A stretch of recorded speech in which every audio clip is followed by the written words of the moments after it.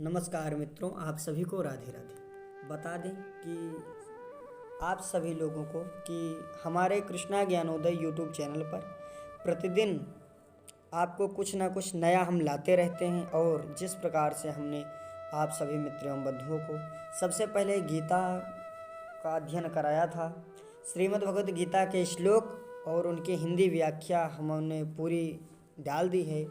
और अब हम लोग क्या कर रहे हैं कि पुनः मूल श्रीमद् भगवद गीता का पाठ कर रहे हैं। इस क्रम में हमने श्रीमद् भगवद गीता का प्रथम अध्याय आप लोगों के लिए अपने YouTube चैनल पर अपलोड कर दिया है। और आज हम आप लोगों के समक्ष लेकर के आए हैं श्रीमद् भगवद गीता का दूसरा अध्याय। तो आप सभी मित्र ध्यानपूर्वक श्रवण कीजिए और अपने इष्ट मित्रों तक पहुंचाइए, ताकि वो लोग भी इससे पढ़ सकें, जान सकें और अपनी संस्कृति को ज़्यादा से ज़्यादा लोगों तक पहुंचा सकें। धन्यवाद। ओम श्री परमात्मने नमः। श्रीमद्भगवद्गीता अथ द्वितीयोऽध्यायः। संजय उवाच तं तथा कृपयाविष्टमश्रुपूर्णाकुलेक्षणं विषीदन्तमिदं वाक्यमुवाच मधुसूदनः। श्रीभगवानुवाच कुतस्त्वाकस्मलमिदं विषमे समुपस्थितम् अनार्यजुष्टमस्वर्ग्यमकीर्तिकरमर्जुन। क्लैब्यमास्मगमः पार्थ नैतत्त्वय्युपपद्यते। क्षुद्रं हृदयदौर्बल्यं त्यक्त्वोत्तिष्ठ परन्तप। अर्जुन उवाच कथं भीष्ममहं सङ्ख्ये द्रोणं च मधुसूदन। इषुभिः प्रतियोत्स्यामि पूजार्हावरिसूदन। गुरून् हत्वा हि महानुभावान् श्रेयो भोक्तुं भैक्ष्यमपीह लोके। हत्वार्थकामांस्तु गुरूनिहैव भुञ्जीय भोगान् रुधिरप्रदिग्धान्। न चैतद्विद्मः कतरन्नो गरीयो यद्वा जयेम यदि वा नो जयेयुः। यानेव हत्वा न जिजीविषामस्तेव स्थिताः प्रमुखे धार्तराष्ट्राः। कार्पण्यदोषोपहतः स्वभावः पृच्छामि त्वां धर्मसम्मूढचेताः। यच्छ्रेयः स्यान्निश्चितं ब्रूहि तन्मे। शिष्यस्तेऽहं शाधिमां त्वां प्रपन्नं। न हि प्रपश्यामि ममापनुद्याद्यच्छोकमुच्छोषणमिन्द्रियाणाम्। अवाप्य भूमा वसपत्नमृद्धं राज्यं सुराणामपि चाधिपत्यम्। संजय उवाच एवमुक्त्वा ऋषिकेशं गुडाकेशः परन्तप न योत्स्य इति गोविन्दमुक्त्वा तूष्णीं बभूवः। तमुवाच हृषीकेशः प्रहसन्निव भारत। सेनयोरुभयोर्मध्ये विषीदन्तमिदं वचः। श्रीभगवानुवाच अशोच्यानन्वशोचस्त्वं प्रज्ञावादांश्च भाषसे। गतासु न गतासूंश्च नानुशोचन्ति पंडिताः। न त्वेवाहं जातुनासं न त्वं नेमे जनाधिपाः। न चैव न भविष्यामः सर्वे वयमतः परं। देहिनोऽस्मिन् यथा देहे कौमारं यौवनं जरा। तथा देहान्तरप्राप्तिर्धीरस्तत्र न मुह्यति। मात्रा स्पर्शास्तु कौन्तेय शीतोष्णसुखदुःखदाः।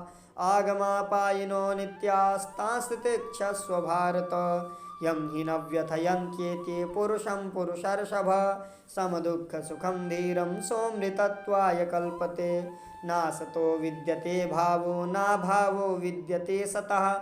उभयोरपि दृष्टोऽन्तस्त्वनयोस्तत्त्वदर्शिभिः।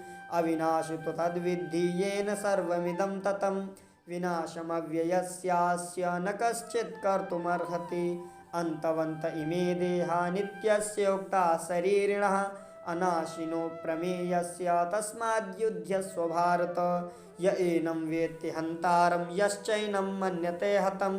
उभौ तौ न विजानीतो नायं हन्ति न हन्यते न जायते म्रियते वा कदाचिन्नायं भूत्वा भवितावान् भूयः अजो नित्यः शाश्वतोऽयं पुराणेन न हन्यते हन्यमाने शरीरे वेदाविनाशिनं नित्यं य एनमजमव्ययं कथं स पुरुषः पार्थ कं घातयति हन्ति कं वासांसि जीर्णानि यथा विहाय नवानि गृह्णाति नरोपराणि तथा शरीराणि विहाय जीर्णान्यन्यानि संयाति नवानि देहि नैनं छिन्दन्ति शस्त्राणि नैनं दहति पावकः न चैनं क्लेदयन्त्यापो न शोषयति मारुतः अच्छेद्योऽयमदाह्योऽयमक्लेद्यो शोष्य एव च नित्यः सर्वगतस्थाणुर्रचलोऽयं सनातनः अव्यक्त्योऽयमचिन्त्योऽयम्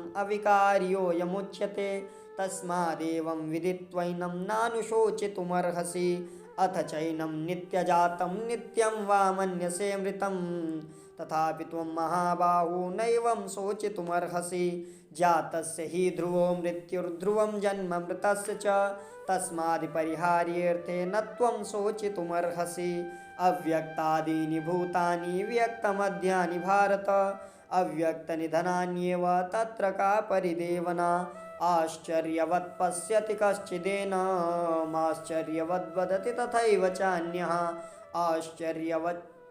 आश्चर्यवद् वदति तथैव चान्यः आश्चर्यवच्चैनमन्यः शृणोति श्रुत्वाप्येनं वेद न चैव कश्चित् देहि नित्यमवध्योऽयं देहे सर्वस्य भारत तस्मात् सर्वाणि भूतानि न त्वं शोचितुमर्हसि स्वधर्ममपि चावेक्ष्य न विकम्पितुमर्हसि धर्म्यार्थियुद्धात् श्रेयोऽन्यक्षत्रियस्य न विद्यते यदृच्छया चोपपन्नं स्वर्गद्वारमपावृतं सुखिनः क्षत्रियाः पार्थ लभन्ते युद्धमीदृशम् अकीर्तिं चापि भूतानि कथयिष्यन्ति ते व्ययाम् संभावितस्य चाकीर्तिर्मरणादतिरिच्यते भयद्रणादुपरतं मंस्यते त्वं महारथा येषां च त्वं बहुमतो भूत्वा यास्यसि लाघवं हतो वा प्राप्स्यसि स्वर्गं जित्वा वा भोक्ष्यसे महीं तस्मादुत्तिष्ठ कौन्तेय युद्धाय कृतनिश्चयः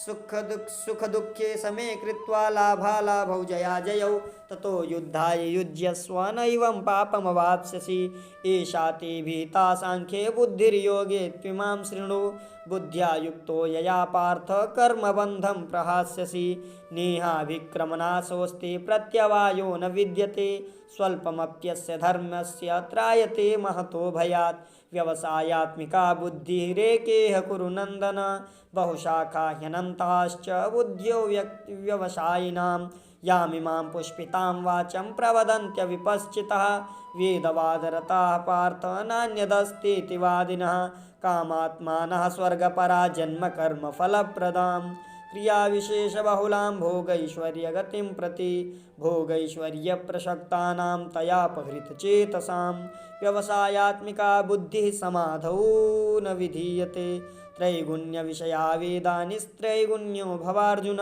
निर्द्वन्द्वो नित्यसत्त्वस्थो निर्योगक्षेम आत्मवान् यावानार्थ उदपाने सर्वतः सम्प्लुतोदके तावान् सर्वेषु वेदेषु ब्राह्मणस्य विजानतः कर्मण्येवाधिकारस्ते मा फलेषु कदाचन मा कर्मफलहेतुर्भूर्मा ते सङ्गोऽस्तु कर्मणि योगस्था कुरु कर्माणि सङ्गं त्यक्त्वा धनञ्जय सिद्ध्यसिद्ध्यो समो भूत्वा समत्वं योग उच्यते दूरेण ह्यवरं कर्म बुद्धियोगात् धनञ्जया बुद्धौ शरणमन्विच्छ कृपणाः फलहेतवः बुद्धियुक्तो जहातीह उभे सुकृतदुष्कृते तस्माद्योगाय युज्यस्व योगः कर्मसु कौशलं कर्मजं बुद्धियुक्ता हि फलं त्यक्त्वा मनीषिणः जन्मबन्धविनिर्मुक्ताः पदं गच्छन्त्यनामयम् श्रुतिविप्रतिपन्ना ते यदा स्थास्यति निश्चला समाधावचला बुद्धिस्तदा योगमवाप्स्यसि अर्जुन उवाच स्थितप्रज्ञस्य का भाषा समाधिस्तस्य केशवं स्थितेः किं प्रभाषेत किमासीत व्रजेत किं। श्रीभगवान् उवाच प्रजहाति यदा कामान् सर्वान् पार्थमनोगतान् आत्मन्येवात्मना तुष्टः स्थितप्रज्ञस्तदुच्यते।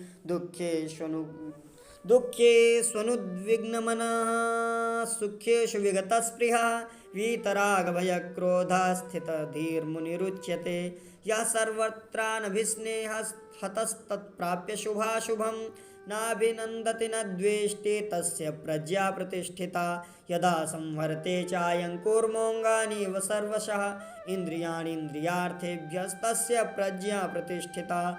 विषया विनिवर्तन्ते निराहारस्य देहिनः रसवर्जं रसोऽप्यस्य परं दृष्ट्वा निवर्तते। यततो ह्यपि कौन्तेय पुरुषस्य विपश्चितः इन्द्रियाणि प्रमाथीनि हरन्ति प्रसभं मनः। तानि सर्वाणि संयम्य युक्तासीत मत्परः वशे यस्येन्द्रियाणि तस्य प्रज्ञा प्रतिष्ठिता। ध्यायतो विषयान् पुंसः सङ्गस्तेषुपजायते सङ्गात् सञ्जायते कामः कामात् क्रोधोऽभिजायते क्रोधात् भवति सम्मोहः सम्मोहात् स्मृतिविभ्रमः स्मृतिभ्रंशात् बुद्धिनाशो बुद्धिनाशात् प्रणश्यति रागाद्वेषवियुक्तैस्तु विषयानिन्द्रियैश्चरन् आत्मवश्यैर्विधेयात्मा प्रसादमधिगच्छति। प्रसादे सर्वदुःखानां हानिरस्योपजायते प्रसन्नचेतसो ह्यासो बुद्धिः पर्यवतिष्ठति। नास्ति बुद्धिर्युक्तस्य न चायुक्तस्य भावना न चाभावयता शान्तिरशान्तस्य कुतः सुखम्। इन्द्रियाणां हि चरतां यन्मनोनुविधीयते तदस्य हरति प्रज्ञां वायुर्नावमिवाम्भसि। तस्माद्यस्य महाबाहो निगृहीतानि सर्वशः इन्द्रियाणीन्द्रियार्थेभ्यस्तस्य प्रज्ञा प्रतिष्ठिता। यानिशां सर्वभूतानां तस्यां जागर्ति संयमी यस्यां जागृति भूतानि सा निशा पश्यतो मुनिः। आपूर्यमाणमचलं प्रतिष्ठं समुद्रमापः प्रविशन्ति यद्वत् तद्वत् कामः यं प्रविशन्ति सर्वे स शान्तिमाप्नोति न कामकामी। विहाय कामान्यः सर्वान् पुमांश्चरति निःस्पृहः निर्ममो निरहङ्कारः स शान्तिमधिगच्छति। एषा ब्राह्मी स्थितिः प्रार्थनैनां प्राप्य विमुह्यति स्थित्वास्यमन्तकालेऽपि ब्रह्मनिर्वाणमृच्छति। ओं तत्सदिति श्रीमद्भगवद्गीतासूपनिषत्सु ब्रह्मविद्यायां योगशास्त्रे श्रीकृष्णार्जुनसंवादे सांख्ययोगो नाम द्वितीयोऽध्यायः। श्री कृष्णार्पणमस्तु। इस प्रकार से आप सभी मित्रों बंधुओं को श्रीमद् भगवद गीता के दूसरे अध्याय का मूल पारायण संपन्न हुआ। मिलते हैं अगले अध्याय में, तब तक के लिए राधे राधे।